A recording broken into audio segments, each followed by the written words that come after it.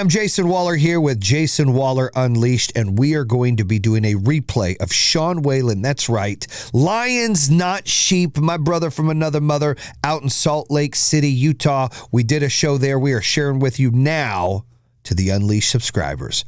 Bam! And I am here in Utah with an OG, a gangster for life. This guy has built companies. This guy is changing the game. The Lions, not sheep. My man, Sean Whalen. How you doing, baby? What's up, man? Great to be here.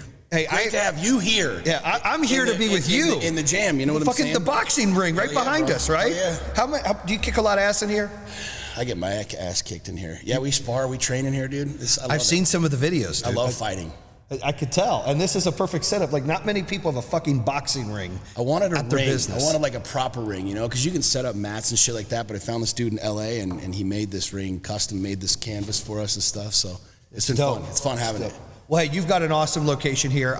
Big fan, big supporter. I was telling you before we started the show, my old man is like one of your biggest fans ever. He's like, dude, you tell him, keep kicking ass and saying his shit. So he kind of got me onto you. So really glad that we could put this together. But one of the things I really want to dive into is this is the Business Attitude Podcast, but we tell all kinds of real fucking stories. We talk about wins. We talk about losses. We talk about struggles. We talk about being in the fucking hole and climbing out, being a fighter, and you talked about how you like fighting and you like being like the fucking lion and you're different than everybody else. And a lot of people, I think they somewhat know your story, but they don't know the story of how hard it fucking was when you built up a business and you were crushing it and then you had to file bankruptcy and close that shit down and start over. Talk a little bit about that so they understand what those days looked like before you got to where you're at now. Dude, they're all learning lessons, man. That's what I'm 44 and I think about life. I think about where I've been, what I've done, right? Like, what are the rules? What is good? What is bad? Like, what is success? What is failure? And I think back to my journey, and I grew up in a single parent home. There's no silver spoon near my mouth. There's no rich family. There's nobody like, if I fall flat on my face, like somebody's just gonna write me a big ass check and bail me out kind of a deal. But I've always been fiercely independent. I tried working a real job. I had a real job for a couple of years, and it was like, I just hated it, right? And the last real job I had was 24 years ago, real paycheck. And so I always tell people, I'm like, nobody's given me anything for the last 24 years as far as like money goes. And so, building businesses is hard, man. And I have chosen my early career, my early days, I was the egomaniac, right? Like I would just build it and go, and nobody could tell me anything. It was just like raw. I didn't have coaches, didn't have mentors. It was like, what the fuck are you gonna teach me? I'm Sean Whalen, right? Major ego. I still have a giant ego, but I'm a lot smarter now. You know what I'm saying? But you gotta have an ego to be successful. Yeah, you do. Yeah. You absolutely do. And anybody who tells you don't, they're totally full of shit and they've never done anything. Because you have to have that edge. Yeah. You have to have that edge. We were talking about Conor McGregor before, and that you have to have an edge. And most people that don't have that edge will call you ego. They'll call that ego. They will say you're presumptuous. They will say you need to simmer down and all this other shit. But the truth of the matter is, you have to have some giant fucking balls to build anything. I mean, you look at anybody who's built anything of note, Apple, Microsoft, any of these companies, these major companies, you have to have some giant balls to do that. You have to have some audacity. You have to have ego. So, my early days, I did that, and I took my lumps. I lost a lot of money when the market crashed, and I was over leveraged and signed on the dotted line when I shouldn't have signed on the dotted line, and I ended up, losing millions and millions and millions of dollars, and it was a tough spot, and I looked at myself as a failure. I was like, this is a failure. But the reality is, what I learned there taught me invaluable lessons about economics, about capitalism, about business, about who I was, about hiring, firing the right team. I would have never learned that. I could have gone to every Ivy League school on the planet, and I would have learned what I learned in going through a bankruptcy, about business, about myself, about leadership. And so I don't look at any of these things as failures. You know what I mean? They were hard as fuck. I mean, shit, building this business, is hard as shit. Building any business is hard as shit.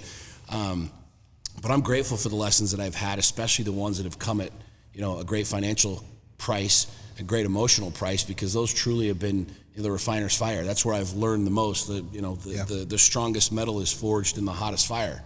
So at the end of the day, it's kind of like you keep forging yourself in these fires, and eventually you get stronger and bigger and stronger and bigger.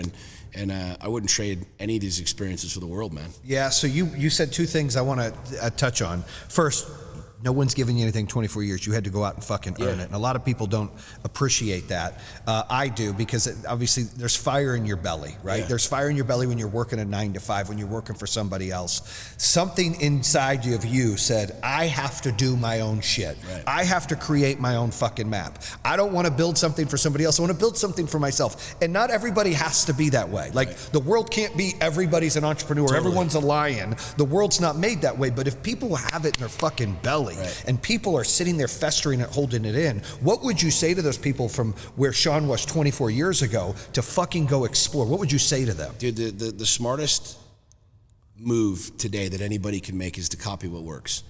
I mean, I coach thousands of people. I have thousands of people in the Lion's Den in my coaching groups, like between that and other people that I work with, and I tell them the same thing: copy what works, man. I didn't get that.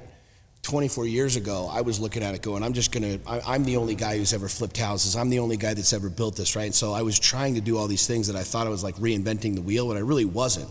And it was stubborn, it was stupid. So there's people like, if you truly want to build something big, it's already been done.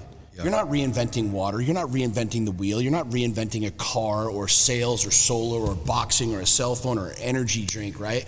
So it's like, if you're really fucking smart, you're gonna copy what's worked. You're gonna copy the people, and then you're gonna put your own spin on it, right? Your own name, your own brand, your own vibe, your own thing. I mean, Conor McGregor's not the first dude to make whiskey, but why is his whiskey company worth over $1 billion, right? Because he's got that mojo. He's willing to say shit that other people aren't, willing to say. So for the people that are hungry, it's like, the only way to really prove yourself and test yourself is to go. Is to do it. And that's where I think you separate the winners and the losers. Is there's a lot of people that'll get super motivated, watch a YouTube video, go, yo, I'm gonna go do this, I'm gonna ball, I'm gonna build this, but they're never gonna take the jump. They're never gonna put their money where their mouth is. They're never gonna risk anything. And so they're always gonna be in that space of not succeeding, not growing, not excelling, where the people that truly become legends are insane at first. They're crazy at first. They're all of the adjectives that you want to throw on those people, but those are the people that end up building big shit. So it's like, with this day and age of having cell phones and data and information, it's like, it's almost harder to sit home and not win than it is to go fucking win. Because you're watching other people win, you're watching all this shit through social media. I can only fathom what it would be like to watch all that shit all day long and then know that you're not doing anything about it. It's so much easier today than when we grew up, legitimately like, yo, you want to go meet a guy, you got to go to lunch. There was no slide up in the DMs because there were no DMs. It was like email, phone calls, lunch. That was it, Or a fax. That's it. Shit, I was asking my kids the other day, I was like, do you guys know what my kids have never seen a payphone before. You know what I'm saying? Like a pager. They don't even know what a pager is. I was talking to my son who's 17. I'm like, he doesn't know what a BlackBerry is. I used to sell Blackberries, dude. I was one of the best cell phones, like the Nextels and the shit like that. Yeah, dude. And that's what's dope about today is the dude who's hungry. You have access to supercomputers. This is a fucking supercomputer, man. Yeah. You have access to every single thing. Every person that you want to meet is literally at your fingertips. So you have one of two choices, like actually go do something, cut your teeth, make the mistakes, learn and grow, or sit around and watch the other people that are actually fucking doing it.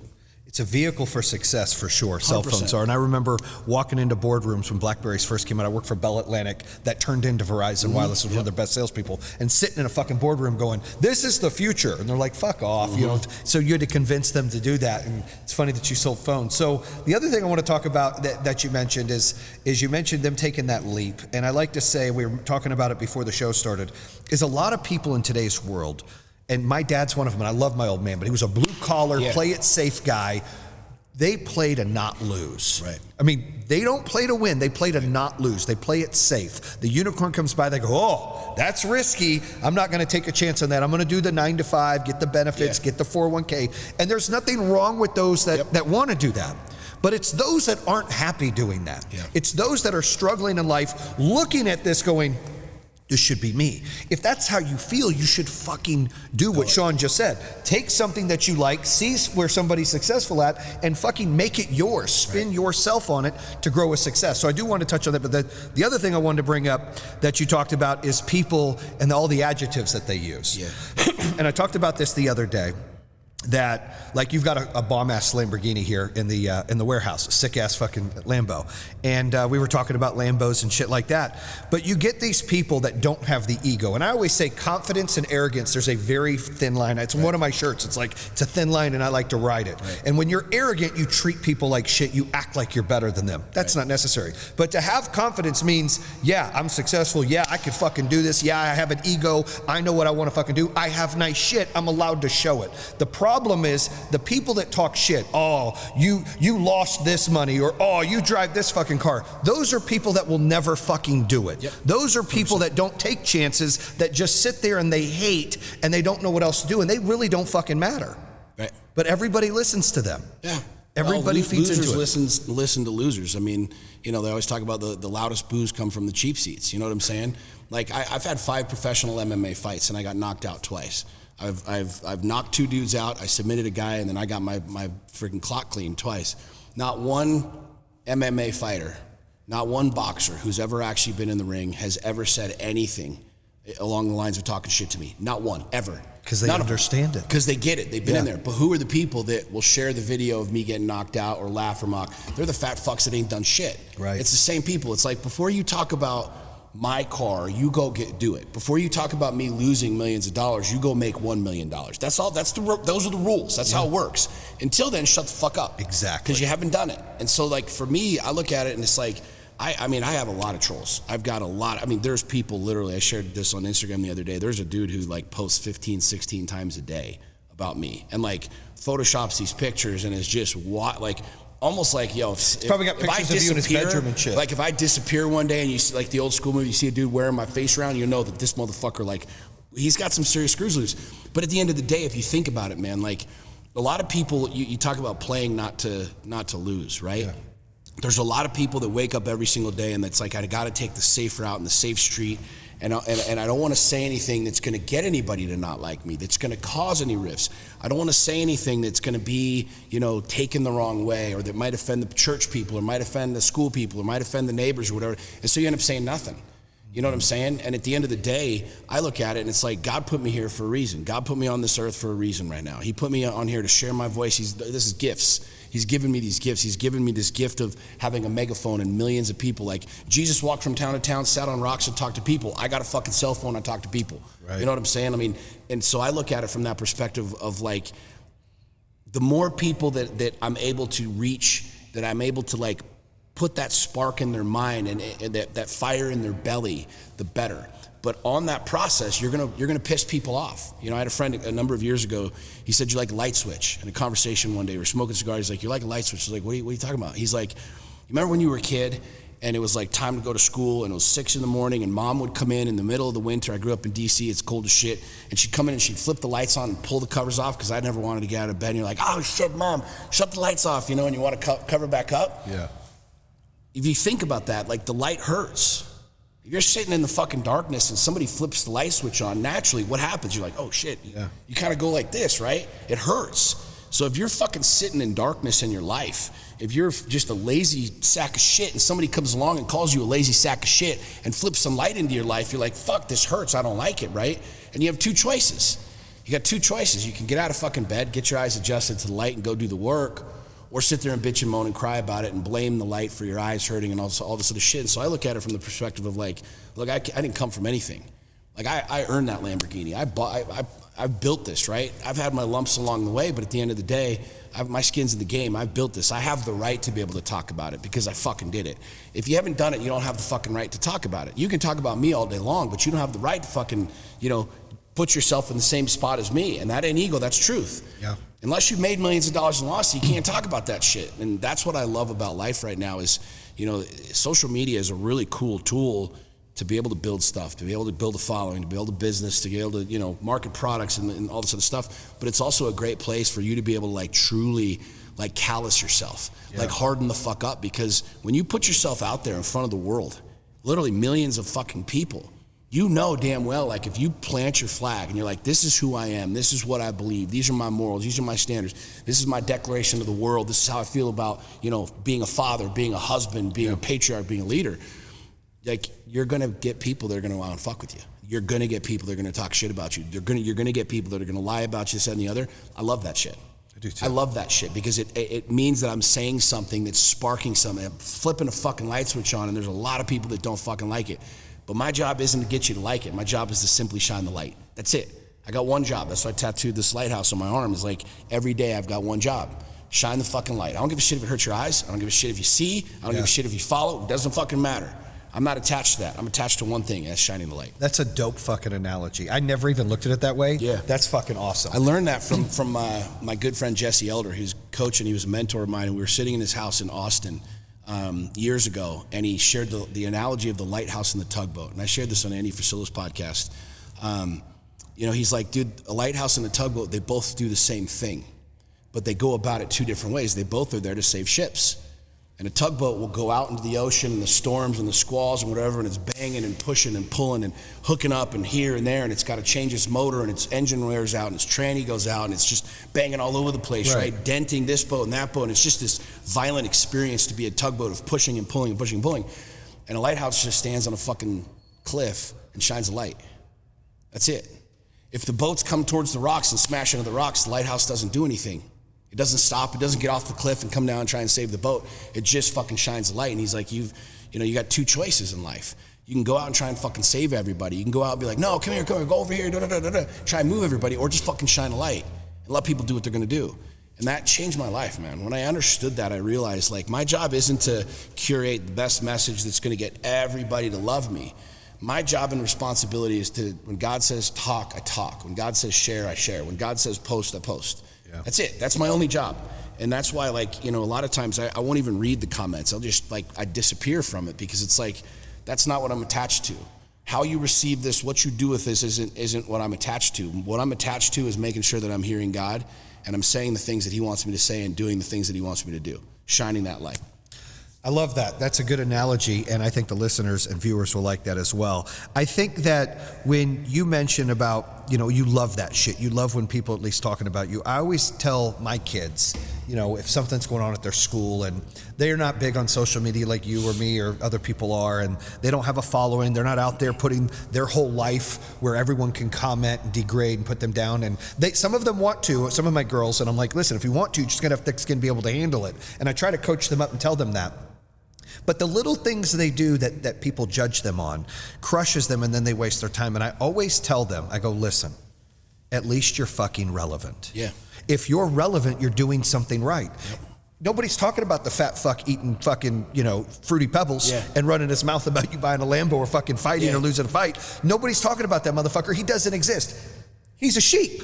Or as I like to say, he's a cow. Like I always talk about the battle between the buffalo and the cow, but he's a sheep. He doesn't fucking matter. He's not a lion. And if someone's talking about you, good or bad, you're relevant. And if you're relevant, like I always say, half my subscribers fucking hate me. Oh, dude. That's okay. Great. Yeah, right. You're still there, man. Everybody hated Mayweather. Like not totally. Fucking 10%, like 90% of people hated Mayweather. But they bought the fight to watch him lose. Yep. And he wouldn't lose. Well, and the thing is he won. Why? Because he was playing the game. He's playing the game. One of my favorite quotes, and I'm sure you've heard this, is the only thing worse than being talked about is not being talked about. That's right. And at the end of the day, this is like and I know you do a lot of like sales and business and stuff like that. What guys in business and guys in sales need to understand is Ford spends $2.9 billion a year domestically in America on marketing. That's Ford trying to get their trucks, their things, their cars, their shit in your brain and somehow seduce you when you're ready to buy a car, to buy a Ford, right? Yep. They're gonna plant those messages in your brain. That's what they do. They spend billions of dollars through billboards and TV and radio and everything just to get their products in your brain. And I tell people, I'm like, look, man, my goal is not to get you to like me. I don't post what I post to win friends. Yeah. I want you to know who I am. My goal is that you know me. Whether you hate me or you love me, you know me. Yeah. Because at the end of the day, like there will be, and this is something with sales, I've said this 1,000 times, the very best salespeople never sell anything. You know what I'm saying? Like with my coaching, my marketing, my gear and stuff like that, like, yeah, we run ads here, there, and the other, but at the end of the day, if you really stop and think about what's truly, truly, truly powerful, is that when you can sell people on stuff and convince them and move them emotionally, psychologically into whatever your products or your systems or whatever it is that you're doing without ever telling them to do it. Right. It's because you're shining that light, you're putting that out there. And so for me, my goal isn't to get you to love me. My goal isn't to get you to like follow me and share all my shit. I just want you to know who I am, because there will come a point in time in your life where one of my messages will hit you. You might find yourself like your marriage is great today, tomorrow it's not so good, and now all of a sudden all the shit that you've been mocking me about, you're like, fuck, he was right. Or those messages that I've been sharing about me being a dad and the time, and now all of a sudden your wife's walking out the door because you've been working 20 hours a day and the kids are bouncing and you're going, fuck, I was making fun of them, I should have listened to them. Yep. And so I know like my job, like my reality is not to get you to like me, it's to spit my truth, put my shit out there. At some point in time, something's gonna hit you. Something's gonna click. You know what I'm saying? And to me, it's a really simple way of doing business. It's a really simple way of marketing. It's a really simple way to do shit, because Ford spends a ton of money. You know, I just have my phone and my voice and my messages, and I keep going and going and going. And, you know, I've built multiple multi-million-dollar companies with this exact same philosophy and this exact same way of being. Well, and you stay true to who you are. A lot of people don't. So I've had people on my podcast, I won't say names. They're completely different fucking people than they are on the show, or they are on social media. I can sit here and say Sean is not. Sean is exactly who the fuck he is here. It's exactly like, I'm telling you, like, this is as real as it gets. And there are some people like that I've had on the show that I always tell them on the show, I'm like, dude, you're real, and I love that, because you're not playing into the game of what the government or media or they want you to fucking play in. You're being you. You're like you said, you're shining that light. I love that. You're sharing with what you feel you're supposed to say. Whether they like it or not, or they do something with it or not, it doesn't matter. And I think that the problem we have with today's world is everything's is about trends, right? And I think that the strong survive who are consistent. And you're consistent in what you do. You're not consistent and pop up every blue moon. You're consistent. And all the ones that are successful, that are out there doing coaching, you know, with like your Lion's Den, or out there that are building a business or shining the light or sharing information to make people better, they're consistent in their message. They don't change. They don't go, this is what you're supposed to do. Wait, hold on, I changed my mind. This is what you're supposed to do. Yeah. I mean, there's evolution. I've evolved. I'm not the same dude I was, you know, a year ago, let alone 5 years ago. I'm constantly evolving. You know, people are always saying, you know, you've changed, and I'm like, thank you. I don't, that's not offensive to me. I'm grateful for that, because that means I'm doing my job. I'm doing it right. You know what I'm saying? I want to be changing. I want to be growing. I want to be a better dad. I want to be better, you know, husband. I want to be a better leader. I want to have my body to be better and my income to be better. You know what I'm saying? So there's so many people though that are so terrified of like truly being who they are. And at the end of the day, I can't think of anything more terrifying than laying on my deathbed knowing God put ideas in my brain and passion in my soul, and I squandered it. And I didn't do anything with it because I was worried about what you would say, or some asshole on the other side of the world would say, or some troll would say. Or family members. Or family members, or coworkers, or church people, or whatever. And so for me, I realized that, you know, my 1.0 and 2.0 in life, prior to my divorce and my bankruptcy and kind of my midlife crisis, is I was that sheep. I was trying to do and be what I was told to do and be. I was trying to fit in that box of saying, here's what a dad does, here's what a guy that goes to church does, here's what a business owner does, here's what and I tried so desperately to fit into that mold. And what I realized is like that box was literally built by other people that fucking hated themselves. Yeah. That was their box. And so I was like trying to fit myself into this box, and I hated who I was, because I was a liar. People would ask me, how you doing? I'd be like, I'm good. But inside I was like fucking drowning. I'm like, you know what I'm saying? And so that 1.0 life after my midlife crisis, which, you know, leaving my business, leaving my marriage, sticking my head up my ass, trying to figure out why I was even alive, you know, I found some things in that space, and I realized like, you know, God didn't put me here to be like you or anybody else. God put me here to listen to him and to follow him. You know, and I've said this you know, people have this weird idea of lions, not sheep. The very best leaders have mastered the art of following. Like the very best leaders have mastered the art of following. The real question is, who are you following? You know what I'm saying? And so for me, I realize now that like one of the most difficult things you can do is try and be 2 different people or 3 different people. Or I'm a home dad, and this is the work dad, and here's the podcast dad, and here's the fight guy. It's gotta be the same. I'm the same motherfucker at home. I'm the same motherfucker at work. I'm the same motherfucker with my friends when we're going out, when we're hanging out. And it's the most liberating, freeing thing to just be who you are. And a lot of people, like, they don't know who they are. Yeah. And I'll say this here straight up, like, that's a fucking brilliant place to start. It's a really good place. Like, if you're listening to this right now and you're like, I don't even know who I am, I don't know what I believe, I don't know what I stand for, good. Go on a fucking journey and figure it out. There is no right or wrong. There is no good or bad. I promise you this, man. Like, I went on this journey years ago after this, midlife crisis, and I was like, I just want to figure out why the fuck I was here. It wasn't like how to make more money, build bigger business. It was like, why am I here? Like, we're on this fucking rock that's flying through the cosmos. We don't know where the edge of space is. You know what I'm still saying? looking. Think that through for 2 seconds, man.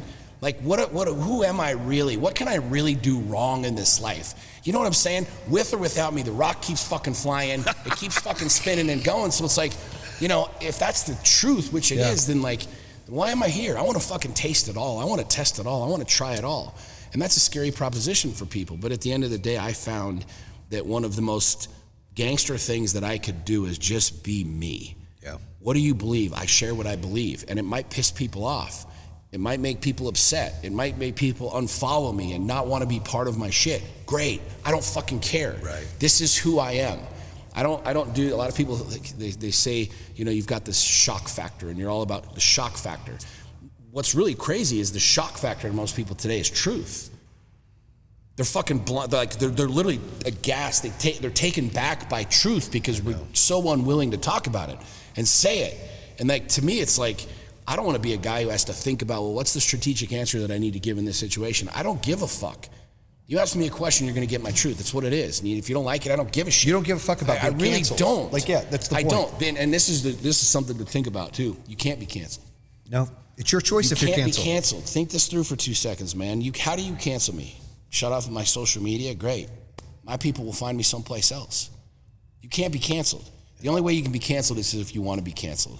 And if you stop fucking talking. I'll talk no matter what. You look at anybody who's done anything. You look at the Andrew Tates of the world. He was canceled. He ain't motherfucker's more popular than ever before. Ever before. Exactly you look at Donald Trump is more popular. He's going to fucking landslide the election. They shut he was canceled everywhere. He wasn't fucking, you can't cancel the man because he kept fucking talking and he kept going and he kept speaking and the people were still there. You can't cancel me. You can shut everything down in mine electronically, the whole thing. I'll still talk. Smoke signals and fucking airplanes. People watch it. People will still fucking be there and the right people will be there. And that's what I want people to understand is like, you can't play this game to try and not get canceled. You got to play this game to fucking shine your light at a very, very, very high level.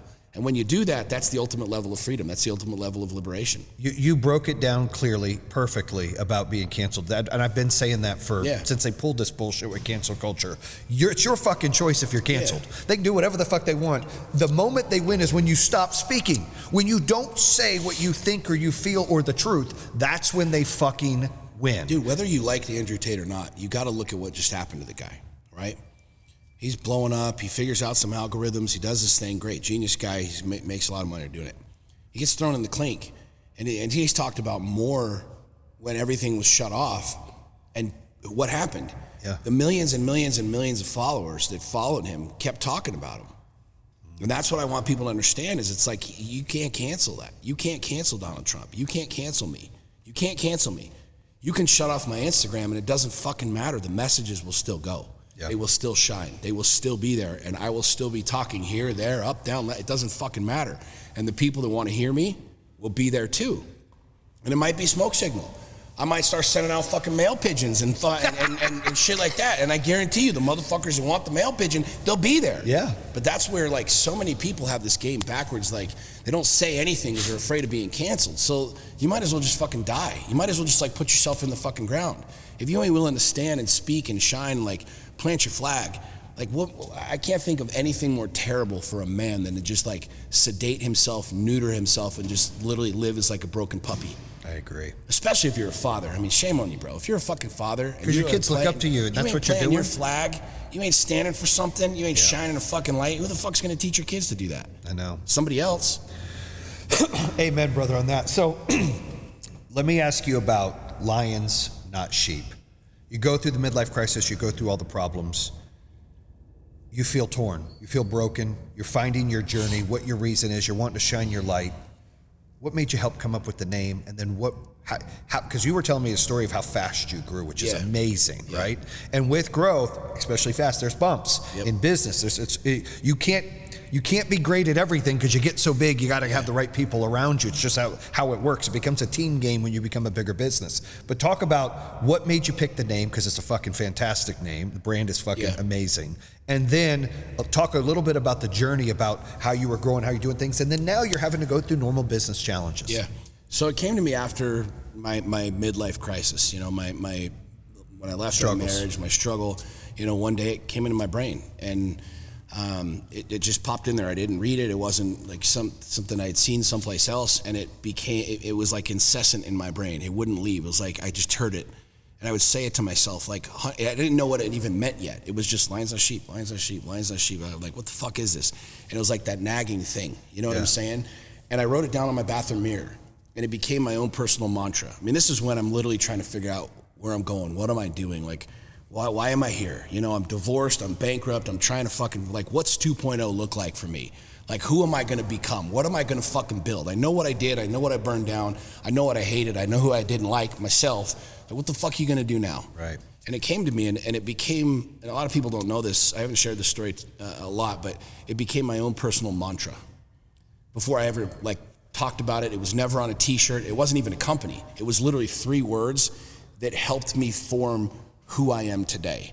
I would say it to myself throughout the day. Am I being a lion or a sheep right now? And it's as simple as these 2 animals. Yeah. It's not like this metaphoric, like, big thing where I have this, like, huge mission statement and all this other bullshit. It was like, look, a lion literally does whatever the fuck it wants to do. Yeah. When a lion wants to eat, it goes and it kills something. Period. Whether you like it or not, it doesn't fucking matter. When a lion wants to fuck, it just goes and fucks. When a lion's tired and wants to take a nap, it just plops its ass under a tree and nobody fucks with it. I mean, these are the rules. This is what it is.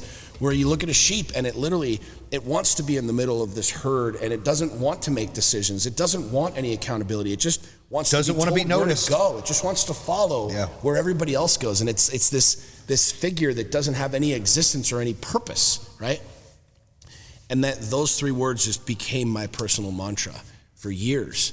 And I started to talk about it. And one day I called my buddy who had a screen printing company, and I was like, hey man, I want to make this shirt, right? I want to start an apparel company. I want to make this shirt. And he's like, all right, go to fonts.com, pick out the font, tell me what you want, we'll make it. So I literally went to fonts.com. I picked out the Armalite, which is the font that it's in. I was like, I structured it, put the three words. I sent it back to him, and he's like, cool, man. You know, it's $40 for the screen and the whole thing, and your shirt will be ready in a couple days. I went and picked up that shirt. I had 1 shirt, and I made it for myself. Yeah. It was literally, it sounds kind of cheesy and cliche, but millions of people know what I'm talking about who've worn it and seen it. It became almost like battle armor for me. I put the shirt on. It was like this external declaration of this internal feeling. You know what I'm saying? This shirt became this, like, representation of what I believed inside, what I had been saying to myself thousands of times. And I was wearing that shirt one day, and I posted a picture on social media, and I had it on there. And somebody sent me a message like, yo, where'd you get that shirt? Like, how do I get one? And I called my buddy. I'm like, yo, some dude wants to buy a shirt. Like, how do I get him a shirt? And he's like, and that started kind of the process. And so the beginning of Lions Not Sheep was very organic. There was no apparel company. This is 2015, 2016. And it just grew organically.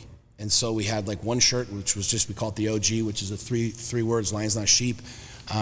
When people wanted it, was like $20. They'd go to my other friend's website. There was no lionsnotsheep.com. There was no incorporation. There was no business. There was no trademark. There wasn't anything. And as it started to catch traction, you know, we grew it, and my mom retired from her job, and so I had her come and I asked my friend, like, how do I make these myself? And my mom would literally print these shirts for like 2 years, you know, and it was purely organic, and it was this interesting vibe because people started to really resonate with it. And it wasn't me selling something or creating this brand or this movement or anything like that. It was just me living it. Right. This is where a lot of people ask, you know, how do you start the brand? I'm like, you have to be your brand. If you want a brand to truly transition the world, truly change, truly affect people, you have to be it. Like I say this in my videos, I am Lions Not Sheep.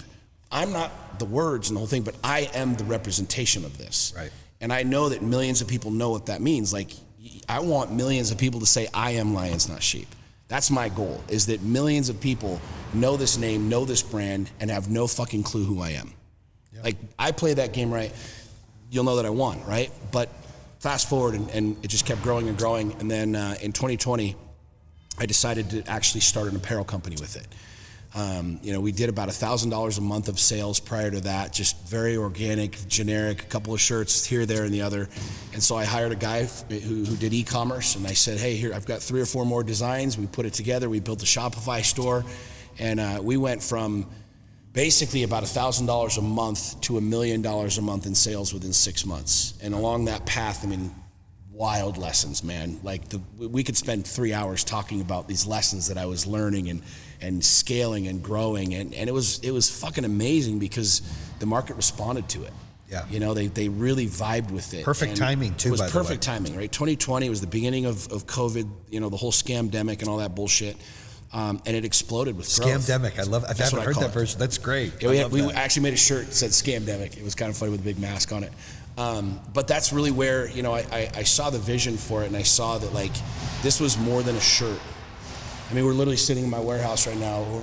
We're so you guys can hear. You guys hear. The warehouse is right behind real us. Shit, fantastic. Like, it's right here. But it was bigger than that for me, and it was bigger than that for me, and I knew that it would be bigger than a shirt or these 3 words for a lot of other people. And so we started the apparel company. We won, we lost, we made money, we lost money, we trying to find our way of how to build an apparel company. And fast forward to today, and I mean we've sold over 150,000 hats, just hats, which to me is like, it's mind bending, right? Like, there's other companies that do that in a day, like Nike and shit. I'm not Nike, but like, to know that there's 150,000 people wearing a Lions Not Sheep hat on the planet, and we've sold almost 1 million shirts, like, that's just, it's like mind bending to me, right? But it's humbling as fuck because I don't feel like I've even started yet. You know what I mean? Like, right. I feel like I'm learning these lessons over and over and over again. And so for me, the long game is to build a $1 billion brand. It's not to build a $1 billion apparel company, it's to build a $1 billion brand. And so I see the name Lions Not Sheep everywhere. I see it all over the place, and I want it to mean something to people. And I think the more I inject me into the marketplace, I put me into the message, our tribe just gets bigger and bigger and bigger. People see that this is bigger than a shirt. Right. It's bigger than these 3 words. It's truly a movement. It's a way of being. It's a lifestyle. You know what I'm saying? It's a choice. Like, when you wake up every day, am I going to be a lion or a sheep? And there's 2 types of people. There's people that understand that get that vibe with that. And then there's the same hecklers that are sitting in the cheap seats like, oh, that's cheesy, that's dumb. Be like, cool, man. You're the same dude with nacho cheese on your shirt while I'm in the ring. You know what I'm saying? We don't know that fucker's name, but he knows your name. Yeah, you know who I am. So it's been a really cool journey, but I'm proud as fuck of it because I didn't set out to start this to make a bunch of money. Or to start, I've literally, a lot of people don't know this, I've never taken a dime from the apparel company. I've never taken 1 paycheck from this apparel company. In fact, I've pumped in a lot of money, of my own money, into this company because I believe so much in it, which a lot of people think I bought the Lambo from no, I mean, this company has not paid me anything yet. You know what I'm saying? But I'm proud as shit of it, and it transcends apparel. It transcends something, and I see that in the brand. I see that in what we're doing, and that, like you say, the lessons along the way are invaluable to me. Making money, losing money, having printers fuck up 6,000 shirts that literally sit on my warehouse floor. You know what I mean? There's so many stories like that along the way that have really formed and shaped this company to where we are today, which I couldn't be more grateful for where we are. The fact that you mentioned you didn't take a paycheck, I know what that's like. I know building a business when you're reinvesting everything back into the brand, back into the people, back into the product. As entrepreneurs out there, I think a lot of them fail because I have a rule. The first thing you pay is your people. Second thing you pay is your vendors. And then your third thing is reinvest. You'd really never get paid. Now, I learned on a larger scale that I shouldn't have done that, right? Because I lost hundreds of millions of dollars leaving so much into the business. But there's a time where it's right to do it. Right. And I'm not sure if that's time's right now or not. But what entrepreneurs out there need to understand is, in order to build a company as fast as Sean did, you have to reinvest into your brand. You can't get greedy and go, I'm going to go buy all this, and that's why I'm opening a company. When you open a company just to take care of yourself and just to pay yourself all this money, it's the wrong reason to open it. You can be done. There's a lot of people that do that.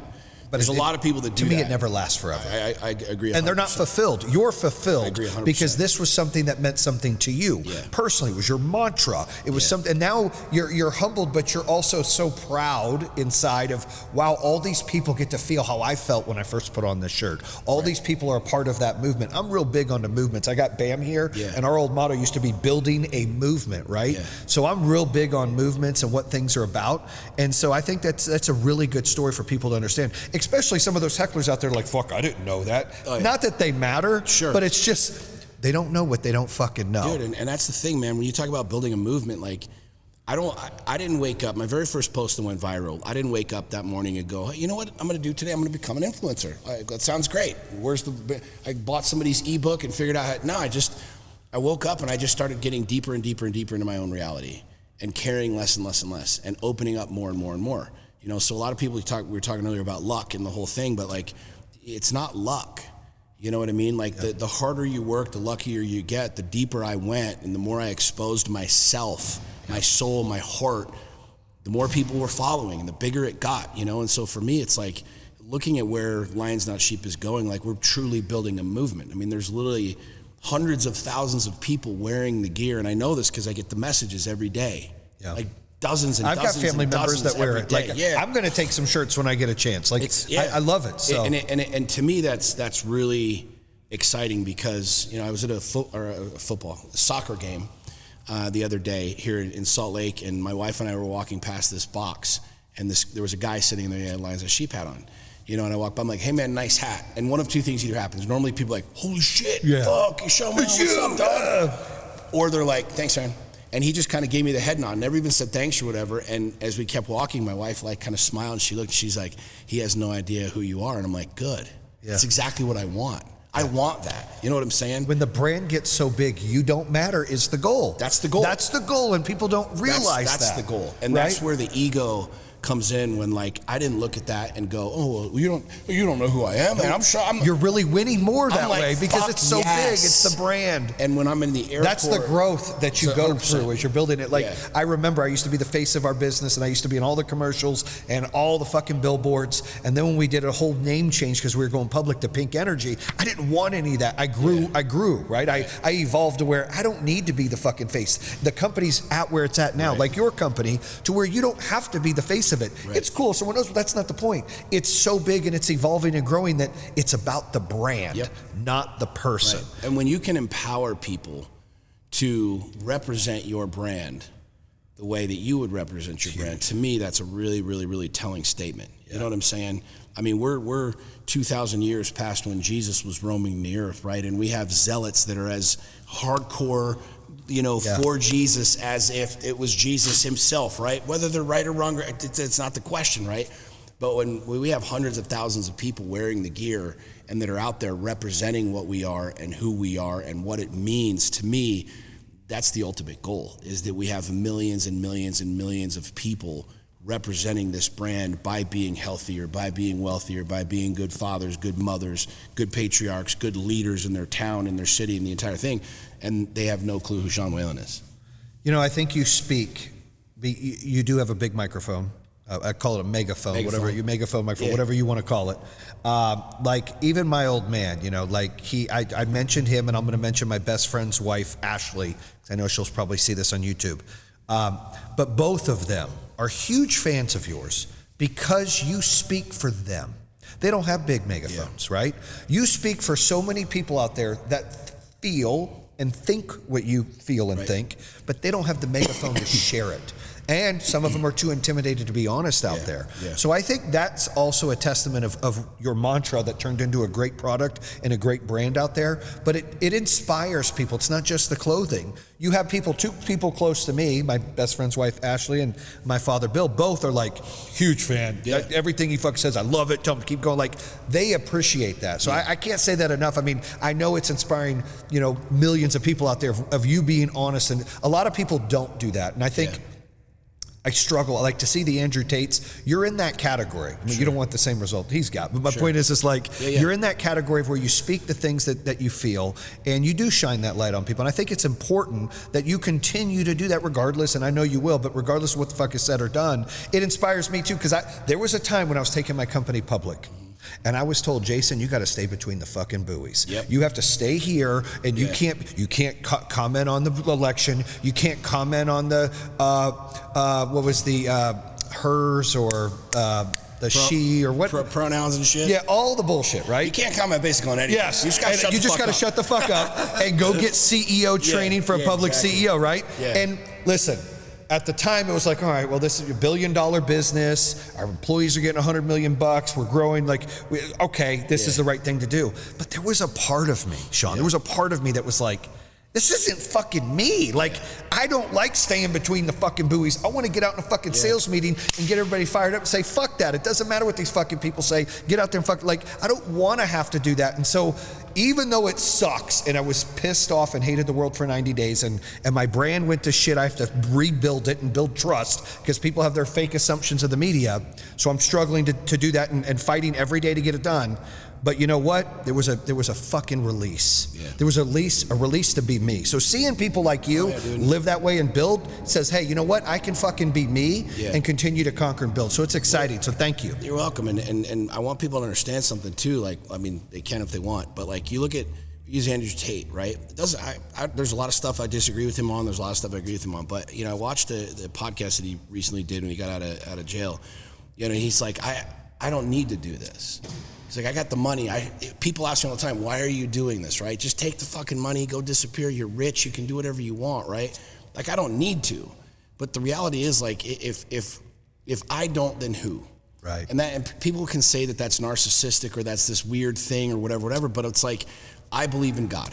Yep. And I talk to God every single day. And when God says to go do something, I have to go do it. Like, that's my commitment to my creator, is when you talk to me, you tell me to go do something, I can be like, yo, I got a meeting, sorry, I can't, it's not convenient right now, I'm trying to do this deal, so I'll put what you want me to say off till later after thing.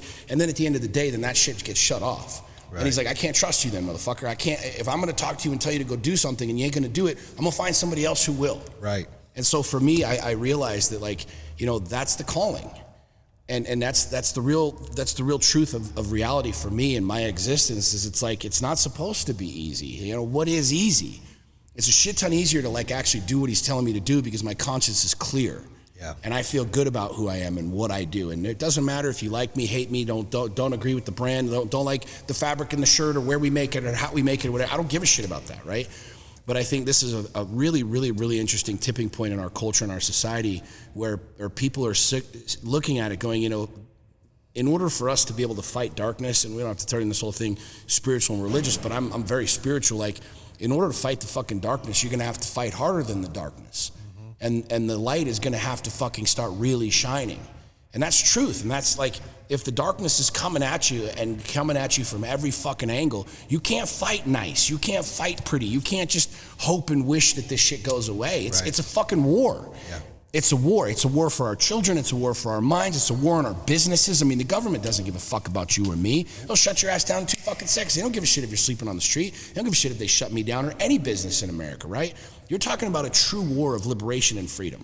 And it's happening right now in our culture, our society, in our schools, in our churches, in our education system, on our streets. You know what I'm saying? In our workplace, everything. For me, I look at it and it's like, God put me here at this time for a reason. Yeah. And for me, the thing that I fear the most is again, being on my deathbed, looking at it going, dude, I told you to do these things, man. I needed you to lead. I needed you to step the fuck up. Yeah. Because I didn't wake up one day and go, yeah, okay, let's make some viral posts and this, that, and the other. I just did what God told me to do, and I said what he told me to say, and the rest is history. And so for me, you know, this conversation around leadership, this is a really great, we can do another podcast just on leadership. Like, what does it really mean to be a leader? Like, what does it mean to be someone who's out there? Like, I don't think people just wake up and go, hey, honey, I'm going to leave everything I'm doing. I'm going to go do this today. It's like, what does it really mean to lead? What does it really mean to be a leader? You know, and to me, it's one of the most terrifying things you can do, because it's easy to follow the path that somebody else has already cut in the woods. Mm-hmm. You just follow that path right there. But God's like, yo, here's a machete, and there's a whole fucking forest over here. Go. Where's the path? There ain't a path, motherfucker. You make the path. Right. That's gangster shit. Like, that's next level shit. No one understands it. No one knows about it. No one knows how to do it. There is literally no fucking blueprint to that. But that's what God's telling you to go do. And I believe right now, like, that's the real call from, you know, our culture and our society, is like, what men will stand up? And it will be scary. It will be terrifying. You will take shit like you never could believe from the public, from people. You will try and be canceled left and right, up and down. People from church will hate you. People from school will hate you. Your kids' friends will be like, yo, your dad's weird, whatever. My kids' friends think I'm cool as shit, but whatever. But that's the real conversation that I believe that we're having right now. You know what I'm saying? Not just here on this podcast, but deeper in our homes and our minds. And I think this is where men are really at a tipping point. Like, will you stand up and lead? It will be terrifying. It will be humiliating. It will be humbling. It might cost you money. It might cost you business. But what if that's exactly where you need to be? What if that's where God needs you to be? You don't want to be on your deathbed, have those regrets. Regret's the worst thing. You don't want to leave things out that you didn't give, right? Could you think about anything scarier than that? No. I mean, my two greatest fears is like something happening to my kids, but I've had this vision. I vision my death all the time. I've had this vision where I'm laying on my deathbed and the kids are there, we're just chilling. And it's like, you know you're done. Like, you're done. Like, there is no other vacation. There's no other toy to buy. There's no other thing to do. Like, it's over. Your shit's all chopped up. The kids are getting this. Your money's going here, there. You're done. Just vision that. If every single person listening to this, like, got off this podcast and you just sit down and you just close your fucking eyes and vision being on your deathbed. Just think about that. Truly be there. Like, put yourself and you're laying on this fucking thing. Game over. There are no other options. There are no more days. There are no more trips to go on. There are no more things to do. There are no more text messages to send. There are no more date nights. There are no more romantic getaways or father and son nights with you and your boys or daddy-daughter dates. That's it. Is there anything more terrifying than to sit in that spot knowing you could have done so much more? You could have done so much more, and you didn't because you were afraid of the government. You were afraid of the trolls. You were afraid of losing money. You were afraid of looking stupid. It's fucking terrifying to me, which is why the only way I play this game is all in. All in to win, baby. All in. That's going to have to be the name of this episode for sure, is all in. So listen, Sean, I know your time is valuable, and you've shared some fucking awesome nuggets today. Thanks, man. And I appreciate it. You got me kind of thinking. I got some shit brewing in, and I wanted to ask you some of the coaching, but I know, where are we at on time? We're good. Okay, good. So let me ask you, because that was fucking some dope shit right there.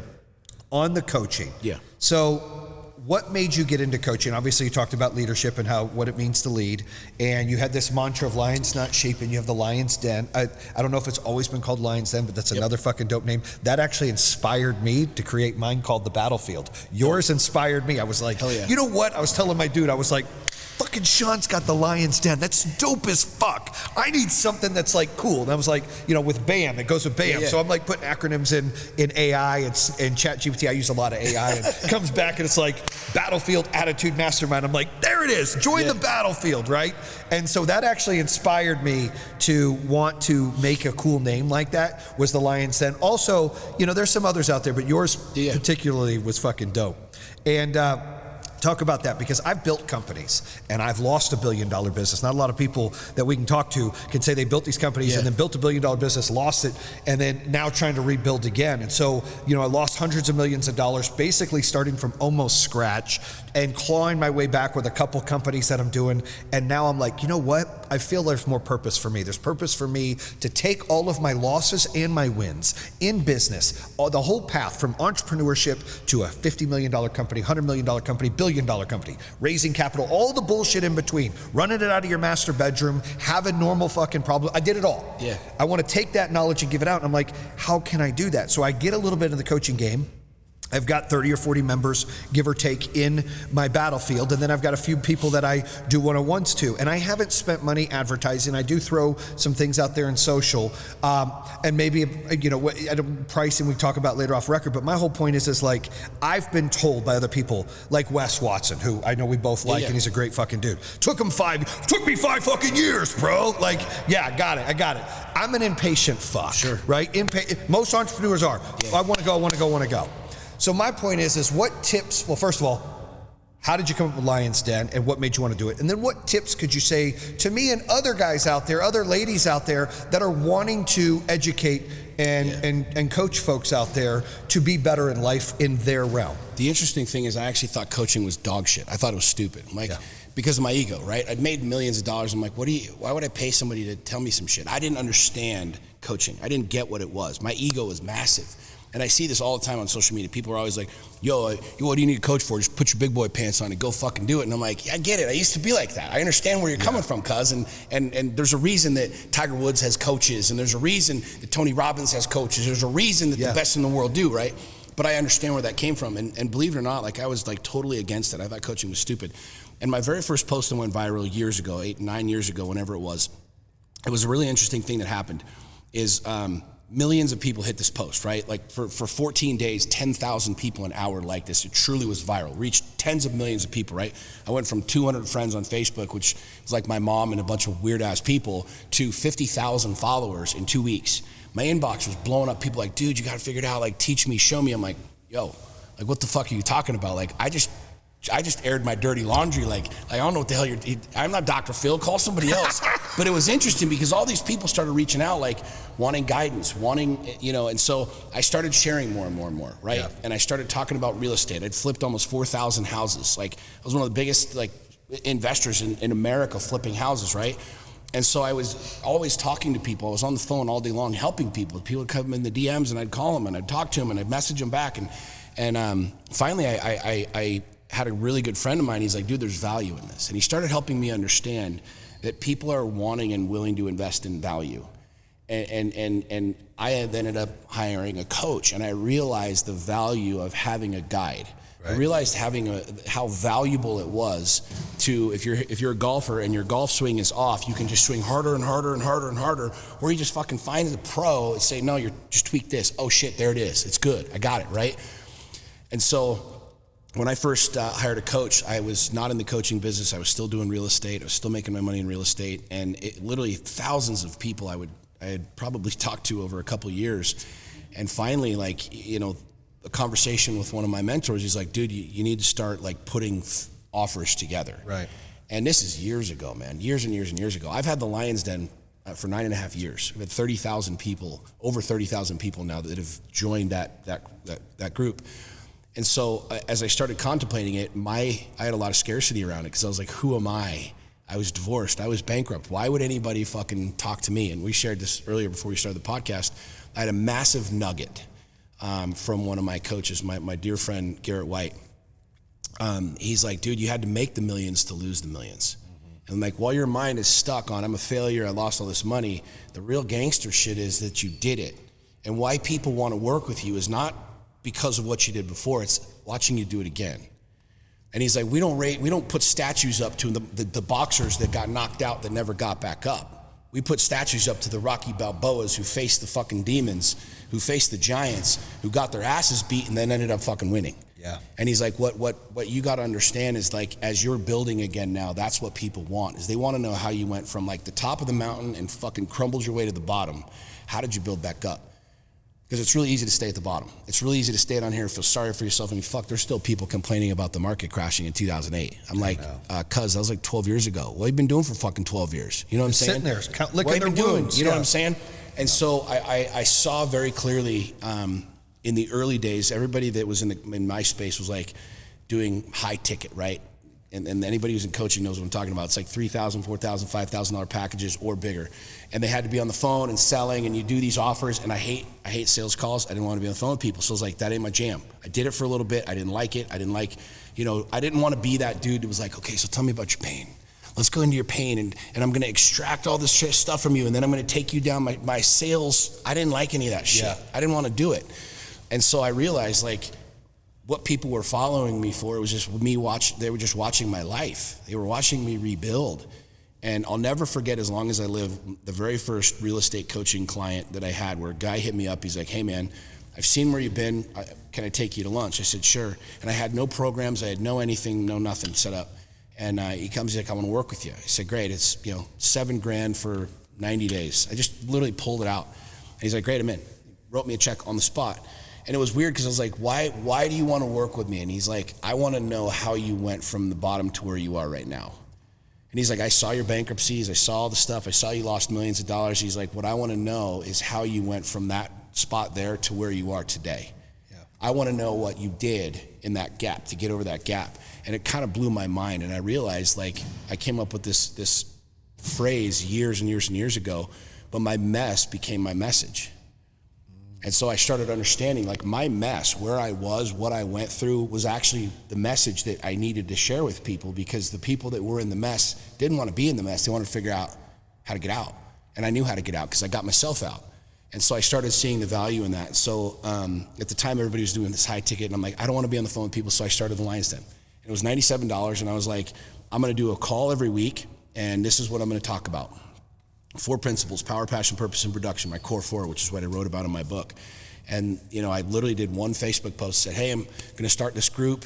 Here's the link. And it literally went from like the ClickFunnels page, which was like $90 or $97 at the time. And once they bought, they clicked on Stripe and they paid their $97, and I set it up. It was like as generic and basic as you could get. And the first person that came in, I was like, fuck, all right, cool, let's do this, right? Fast forward, and over 30,000 people have joined that program over the last 9.5 years, and I've never spent a dime marketing it. I just literally figured out the process is just showing people where I am and what I'm doing, from racing cars to being a dad to going through divorce to getting remarried to building a business to losing millions of dollars to making millions of dollars. And what I really am passionate about is understanding, like, I'm selling people by never selling them. I'm just showing them my life. Yeah. And it's fascinating because people will join, and without fail, the number one thing people say is, I've been following you for, insert the blank, a year, 6 months. Yeah. I've seen that. I've had that. Yep. That's what every single person says that. And they're like, I've been watching and watching and watching and watching and watching. And finally I'm like, all right, I'm in. Like, what the fuck are you doing? You went from being bankrupt to now racing Aston Martins. Like, I don't get it. I'm like, great, well, come on in. Like, I'll show you. And so, you know, I did a lot of one-on-one coaching. I still offer that to very, very, very exclusive, because I really don't like sales calls. I don't like doing that stuff. So if somebody sees a vision in what I'm doing and we align, I'm happy to take on a one-on-one client, you know, that are typically, you know, multi-million-dollar business owners, guys like me who they were where I was years ago, right? I won't coach people that I know I can't help. There's a lot of people in the game that'll coach anybody. I don't want to coach everybody. I've had that. I've had people I'm I like, don't that like just that, won't man. mix. Yeah. I know what I know. I know where I've been, and I'm going to teach you what it is that I've done to overcome my pride, my ego, my fear. I'm going to teach you what it is that I did to go from, you know, unhealthy relationships to being married to my best friend. I'm going to teach you what I did to when I fell on my face and lost millions of dollars, how I literally started from fucking square one again, from a 1-bedroom condo to owning a 500-acre ranch. I show everything, because to me it's like I'm not going to teach you a bunch of shit I don't know. I don't do theory. I do real world. This is what I did to go from Captain Dad Bod to Shredded. This is exactly what I did. This is exactly what I did to start my coaching group, right? And so I think what a lot of guys fail and what they don't realize is that, you know, you can't really be a life coach at 19. You don't have any life, right? So all those dudes, cool, I get it. You're grabbing money, and there's a bunch of people that'll do whatever, cool. But to me, the real leaders are the guys that have actually been there, that have done that, right? Like, when I look for coaching, when I look for leaders and people to guide me, it's like, what problem am I facing? If you face that and you figured it out, like, I want you to teach me, right? And so I just chose years ago when I started my coaching group, I'm like, I'm just gonna show people what I'm doing every day. I'm gonna show them how I'm living my life. I'm gonna tell them about the frustrations that I have with my wife and how I overcame them. I'm gonna talk about my businesses. I'm gonna talk about getting my dick knocked in the dirt, losing millions of dollars, like hiring the wrong people, firing, going through my own fucking struggles and depression and frustration. And I found that has been the single most powerful thing for marketing for me. It's not slick sales pages. We had 20,000 people come through the Lion's Den on a ClickFunnels page that I built that was like as ugly and ghetto and didn't work half the time as you could get. So it ain't about the website, it ain't about your font, it ain't about your colors and all that other shit. It's like, why would somebody want to work with me? Why would somebody want to work with you? Right. You understand what I'm saying? And I think if you're an aspiring coach, like, what can you help people accomplish? What can you help people do? Like, what skill set do you have that you can actually show people how to accomplish, right? Like, you were here, you're here. What did you do in the middle? That's what you coach people on. Yeah. Whether you're fitness, whether you're relationship, whether you're whatever. You know, my wife and I are getting ready to launch our relationship group. And it's interesting because it's been a big thing for us to think about, because we realize the depth of relationships, and we realize how important it is. But we also know that, you know, I'm 44, she's almost 40, and we both have every aspect of bullshit in our past that everybody else has. She's been married before, kids, married before, kids. I've been lied to, cheated on. She's been lied to, cheated on. She's been in an abusive relationship. I've been abused. Like, all of the fucking shit that would keep the average guy who was our age being like, fuck getting married. I'm just going to be a playboy. I'm going to just bang chicks and go to the Do beach, whatever. I have a Monday, right? a Wednesday, and a Friday. And that's very, very, very easy. Yeah. And so when Saxon and I, over the last year, we've really been talking about it. We're like, we realize right now, I'm literally giving you guys like the blueprint of where we are in starting this couples group, right? You know, we've been looking at it saying like, we don't know everything, and we know that the time doesn't really matter, because there's a lot of people that have been married for 20 years that hate each other. So it's really not how long have we been married. The question is where are we in our life right now? Like, what can we show people in our marriage that can help somebody else's marriage? What can we show single people that we did to overcome our ego and our pride and our fear? Dude, is there anything more vulnerable than talking about your personal life? Is there anything more vulnerable than talking about your sex life and your relationship with your wife? You and I can talk ones and twos, X's and O's with business all day long. Hiring, firing, scaling. When you start talking about your heart, you start talking about your soul, you start talking about your fears and those intimate things, like, this is, in my opinion, what the marketplace is starving for right now. Men and women are starving to try and figure out how to go all in. They want to. There isn't any relationship on planet Earth that wants to be on the fence. No one does. Yeah. It doesn't make you more money. It doesn't get your dick sucked more. It doesn't get you fucked. It doesn't get you happy. Like, it's a terrible place to be. And she and I have chosen to go all in our relationship, and it has been a wild, wild, wild experience. And so now we're looking at it going, the only way that we know how to coach, the only way I know how to coach is literally all in. And that's why I think the Lion's Den has been so successful, and so many groups have come out of the Lion's Den. I mean, there's literally dozens and dozens of coaching groups out there that started from the Lion's Den, which I couldn't be more excited about, because these are men and women who chose to take the lessons that they learned and go and grow. So for us right now, you know, in starting this, it's like, we know where we are. We know what we can do. We know what works for us. We know what doesn't work for us. And we're just going to put it out there to the marketplace, and the people that see it, feel it, vibe with us, here's what it is. Yeah. And so for me, if you're watching this and you're sitting there going, yeah, I was a killer guy in solar sales, or I make custom sneakers, or I'm here, I'm there, and whatever, it's like, dude, the world needs leaders right now. And if you can help somebody better their life, physically, emotionally, spiritually, psychologically, financially, why wouldn't you do that? Why wouldn't you give somebody an opportunity to work with you? And that's where, you know, the coaching thing, it's a really beautiful space for me. It's been one of the coolest things I've ever done. It sounds very fulfilling for you. It's of every single thing I've ever done, it's the most fulfilling thing. I mean, I've flipped a ton of houses and done a bunch of stuff, but like, being able to guide someone and not, you know, do it for them, but give them the tools and then watch them build the house. It's like watching your kid hit a home run, right? There's nothing more fulfilling. There's truly nothing more fulfilling. My dearest friends have come from my coaching group. You know, my business partners, people, I really don't do a whole lot with people that are outside of the Lion's Den, because it's like, we're living a different life. We're living a different way. You know, and I really, really, really encourage people to step back and realize, like, if you have the ability to help somebody and you don't, it's fucking selfish. Yeah. It's very, very, very selfish.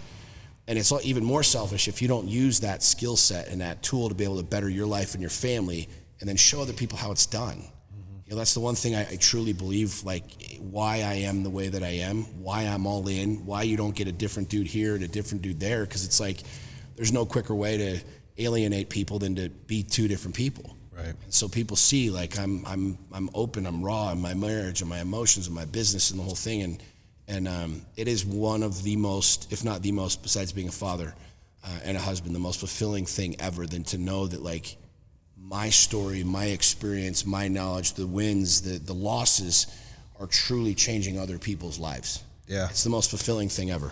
Listen, they hit home with me, because, like I said, I only got 30 or 40 people in my battlefield, right? But I've got 4 or 5 people that I coach one-on-one. And to watch a couple of the people that I coach, one of them would be up 400% in sales. Yeah. One of them better the relationship with their wife and try to balance their work life. One of them taking, very scared to open up a different vertical of, business that they're in. It does. I tell them, and I talk about it on my show, it is fulfilling. It's like, you got my relationship with my wife, or my relationship with God, my relationship with my wife, my relationship with my kids. then that. Yeah. It's like watching my kid, he's a quarterback, throw 4 touchdowns in a game. I'm like, dude, you just crushed it. You made a great commercial, you got a great call to action, your sales are up, this is fantastic. You're working it out with your wife, you're not letting that bother your business. So that's inspiring to know that you started 9.5 years ago, you got there. So I'm on the right path of that. The numbers don't matter, man. Just so you, I mean, from me to you, like, I started with one person. Yeah. You know, like $97, and that might sound so insignificant, but it's grown and it's grown and it's made millions of dollars. But the reality is, like, when but you're it's not doing about it, the money. When you're doing it, yeah, I mean, it is, but it's not, right? Because well, if they don't pay, they're not going to appreciate it. Well, number one, but number two, people don't want to work with somebody who's not successful. Yeah. People, I openly share my bank accounts. I openly share where I am. I openly share, like, I get all these people, like, online as I grow this business. They're like, you have 2,000 people paying you $300 a month. That's $600,000 a month. I'm like, yeah. And? Like, what do you think, I'm supposed to hide from that and shy away from that? No, motherfucker, I'm showing you what I did with nothing. I built this with a fucking cell phone. There ain't anybody around me that did this. Right. There's nobody that fucking, like, made this happen for me. I scratched my way from one person to this. And there's 2 types of people, as you go back to. People that look at it and go, fuck, I want that. Yeah, yo, show me how to do that. Or the people like, fuck you, you're making $600,000 a month. Yeah, they hate it because they'll never get it. I don't want to follow a fucking fat ass. I want to follow a dude who's shredded. I don't want to follow a broke ass dude who can't figure out how to make money. I want to follow rich motherfuckers. Right. At the end of the day, like, you got to live it, eat it, breathe it, sleep it. If you're a fat fuck, you ain't going to be teaching people about, the whole game. And so for me, it's me refining my life and showing people literally how I did it. I love to surround myself. I like to be in the middle, right? I like to surround myself with people that have a lot more than me so I can chase. Mm-hmm. And I don't want to be at the bottom. I want people to chase me so I stay hungry. Yeah. It's kind of how I live my life. Like, and I don't purposely pick friends based on their status, but that's who I end up gravitating to is like, I can learn so much from this person. And I get excited about their success and, this person can learn so much from me and I can bring them along the ride. Right. So I always like to stay in the middle. Same way I coach softball and I coach football. I always tell my kids, like, look, you don't want to be the best on the team because you'll get lazy. And you don't want to be the worst on the team because you'll be depressed. Being in the middle is a perfect spot, chasing the best person. Yeah. And so that's kind of been my mentality in business. I like to surround myself because you learn, like we were talking about earlier, you're like, look, I got to a point in the business, it was like, fuck, I got to bring somebody else that does this. I preach that because there was a point where my company was doing 40 million in sales. I'm like, I don't even know what the fuck EBITDA means. Yeah. What the fuck is an EBITDA? Yeah. How do I raise capital? Yeah. And I had to bring someone in. Now I could fucking talk about it from A to Z because I brought someone in that I was a sponge and I learned. Then I brought a CFO and a contract CFO, being a real CFO. He got us GAAP accrual. I'm like, what the fuck is accrual? We have cash books. Like all these things I learned along the way. And I realize and I tell and I preach to people, and obviously you do too, is like, look, you don't have to be great at everything. Be great at what you're intended to be great at and surround yourself with people that are great at other things to make a great team. 100%. Life should be about the Avengers, not Superman. You agree? I agree, and I think too, one of the things that's missing, and I shared this morning on Instagram, this lady hit me up on my post, on a post on Facebook, and she's like, you always hear you talking about maps, give me the map. And I said, great, well, what's your destination? She's like, I want residual income. And I repeated the same question. I said, what's your destination? I want to be happy and fulfilled in life. And I repeated the same thing, what's your destination? And that's what I'm good at, is truly getting people to question things and open up. Because at the end of the day, man, like most people don't know where they want to go. Right. They don't have a destination. This woman just like was popping off every answer that everybody always does. It's always the same shit. I want to be happy. I want more money. I don't want to live paycheck to paycheck. And it's like, great. But at the end of the day, like, what's your destination? Like, you know what I'm saying? Like, where do you want to go? And what people are deathly afraid of doing is saying, I want $100,000 a year or $100,000 a month. Or I want this or I want that. And so with me, like with the whole coaching, I don't necessarily look at it like I'm trying to aspire to be like Tony Robbins or I'm trying to be like, Les Brown and these other guys. I found for me years ago is I tried to build a bunch of businesses that were like a whole bunch of other people, and I tried to do a lot of that stuff. And I realized like I didn't know what it is that I really wanted. And at the end of the day, like what I encourage my clients to do and people to do is like, what type of lifestyle do you want to live? Like, what do you want to do? Yeah. Where do you want to go? Because once you can identify that, the map is the easy part. If somebody's like, yeah, I just want to make more money. Well, how much more money? I don't really know. Well, good fucking luck. I don't know how to tell you. It's like, I want to go to the beach. Okay, get in your car and go drive. You might end up in fucking Alaska on an iceberg. You know what I'm saying? If you want to go to the beach, just pick the goddamn beach. Do you want to go to Virginia Beach or Huntington Beach? Great. If you want to go to Huntington, you just follow the map to get there. And so for me, the whole lifestyle of finding people that drive you, that are successful, that are motivating and pushing you, but at the same time, I don't want to be like a lot of the other guys out there. Like, I feed off of them and I feed inspiration. I like see things that they do, but I think what people really need to focus on is like, what type of life do you want to live? Who do you want to be? What do you want to be? And that's like a really foreign question for a lot of people because they've never been asked that before. It took me a year to answer that question. When my first coach asked me, he's like, what do you want? I'm like, I want to be happy. He's like, what does that mean? I'm like, oh, I don't know. I just want to be happy. Don't you know what happy means? Like, let's look up the definition. Yeah, That's what it is. H-A-P-P-Y, he's like, no, what does that mean? And I was like, I don't know. I was like, holy shit, I don't really know what I want. Yeah. And what I realized over the years is like, I don't want to work. I don't want a cubicle. I don't want any of that shit. I want to play with my kids. Yeah. And the truth is, when you start like really peeling back these layers and saying like, you know, I really don't want a lot of the things that I think that I do. And that's where I think the real gangster coaching comes in, is when you can help people peel back those layers and help them answer the real questions, like, what do you really want? It might not even have anything to do with the money. I know a ton of dudes that have a fuck ton of money where like, yo, I want to scale to the next level. But the truth is, you ask them a couple questions, they're like, yo, I hate my life. I hate my marriage. I hate my way my body looks. And it's like, yeah, you started the conversation about like, let's make another 100 million. But the truth is, it won't like, fix the other problems. It won't, you know what I mean? That's not what you really want, because once you get home right, 100 million is easy. Yeah. But you're spending 50% of your time struggling with your fucking marriage, and that's the reason your business ain't growing. So like, that's to me right now, a real interesting thing in the marketplace is having good people around you, but really figuring out who the fuck you are and what you want first. You know what I'm saying? And the guys that I associate with, the guys that I look up to, are guys who are constantly evolving and pushing the envelope. I don't want to be like any of them. I want to be the best version of me, but I like how he parents.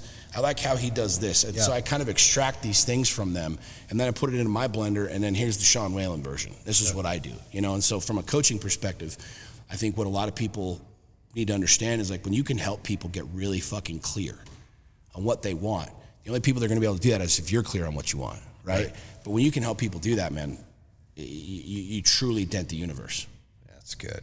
Well, listen, Sean, I definitely want to do this again and talk more about leadership next time, wrap it up here. But thank you for coming on the BAM podcast. And everybody can find Sean Whalen at Sean Whalen and Lions Not Sheep. You know how to find me. That's right. All right, BAM!